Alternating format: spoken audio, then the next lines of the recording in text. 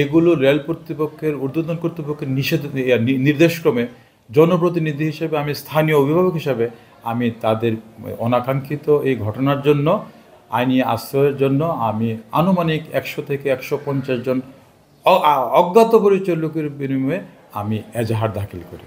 এই এজাহারের উপর ভিত্তি করে বর্তমানে আইনগত প্রক্রিয়া চলমান।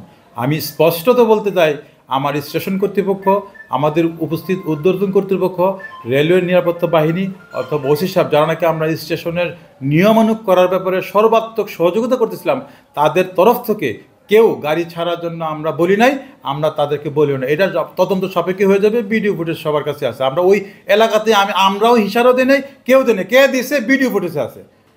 10/2025 তারিখ ভৈরব রেলওয়ে স্টেশনে উপকূল এক্সপ্রেস ট্রেনে পাথর নিক্ষেপ সংক্রান্তে ভৈরব স্টেশন মাস্টার জনাব ইউসুফ তিনি একটি এজাহার ভৈরব রেলওয়ে থানায় দায়ের করেন।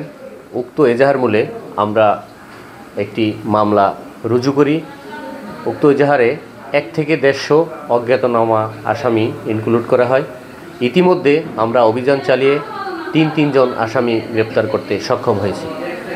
ওখানে ভিডিও ফুটেজ, সোর্স, অন্যান্য তথ্যের মাধ্যমে আমরা সকল আসামি গ্রেপ্তারের চেষ্টা অব্যাহত আছে এবং ধৃত আসামিদের বিজ্ঞ আদালতের প্রেরণ প্রক্রিয়াধীন।